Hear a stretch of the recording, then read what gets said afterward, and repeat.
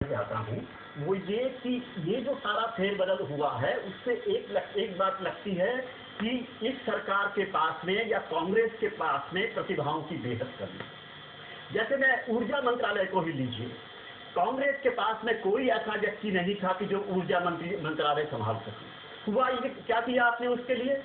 उसमें एक जूनियर आदमी को ले आए और जो है वो उसका दर्जा जो है मंत्रालय का घटा दिया।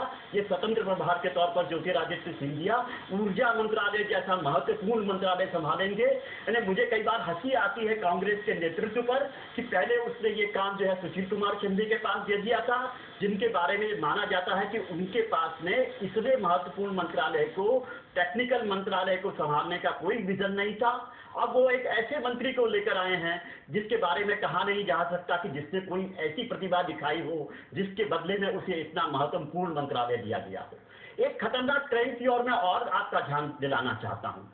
सलमान खुर्शीद की जगह ए रहमान खान को लाया गया है। सलमान खुर्शीद अल्पसंख्यक एक लिबरल व्यक्ति थे, एक लिबरल मुसलमान थे, पर यह बात ए रहमान खान के बारे में नहीं कही जा सकती। ए रहमान खान लंबे समय से भारत में इस्लामिक बैंकिंग लाने की कोशिश में जो मुहिम चल रही थी उसका नेतृत्व कर रहे थे, और इसका मतलब है कि जो है उनका सारी सोच जो है फंडामेंटलिस्ट है। वो मुसलमानों के कल्याण की बात नहीं सोचते, बल्कि उसमें धार्मिक किस्म की जो धर्मशास्त्र की जो मान्यताएं हैं वो थोपने की कोशिश करते रहे हैं। मुझे लगता है कि ये बहुत खतरनाक परिवर्तन है। जी, क्या कहेंगे आप?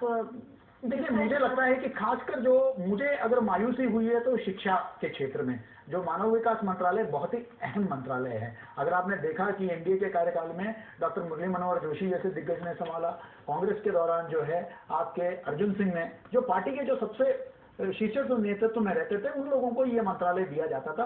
बाद में कपिल सिब्बल को, क्योंकि ये मंत्रालय का महत्व पूरे देश के पूरे युवा पीढ़ी से, उनके शिक्षा से, उनके विकास से संबंधित है। इसमें कोई दो राय नहीं। हो सकता है कि डिफेंस में मिनिस्टर ऑफ स्टेट के नाते पल्लम राजू ने ठीक ठाक डिफेंस प्रोडक्शन में काम किया हो, लेकिन मुझे लगता है कि एक बड़ा मायूसी मुझे हुआ कि पल्लम राजू को जो है, जो अभी कनिष्ठ है, जिनका उतना अनुभव नहीं है, ना उनका वो स्टेचर है, उनको इतना अहम मंत्रालय देना क्या सही है या नहीं है, इस पर मुझे बहुत शंका है। क्योंकि इस पर जो है बहुत ही अहमियत मेरे ख्याल से किसी भी तरीके से विदेश और जैसे आप कहते हैं रक्षा उतना ही अहमियत रखता है एचआरडी का, क्योंकि हमारा सबसे बड़ा संसाधन जो है वो हमारी पॉपुलेशन है, हमारी आबादी है, उसका शिक्षा है, उसका जो है विकास है। और मुझे लगता है कि वहाँ जो है शायद एक हल्के व्यक्तित्व को जो है वो दिया गया, लेकिन बाकी आने वाले दिनों में पता चलेगा कि उनका कोई विजन है या नहीं है। हाँ, मुझे एक बात की जरूर संतुष्टि है कि जो शत्रुघ्न सिन्हा के साथ जो एनडीए ने किया कि उनको सीधे सीधे स्वास्थ्य मंत्री बना दिया, वैसे चिरंजीवी के साथ इन्होंने नहीं किया। इनको पर्यटन देकर जो है उनके जो लायक जो मंत्रालय है वही उनको दिया।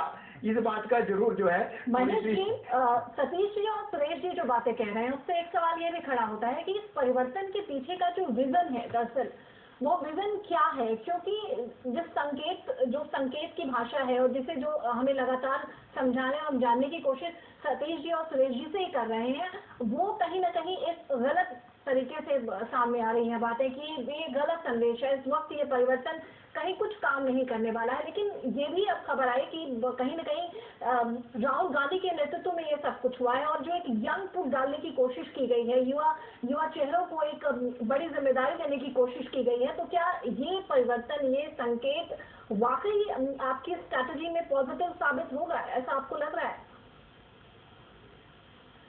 देखिए, मैं ये कहना चाहता हूँ जी, बेसिक कंसेप्ट है सरकार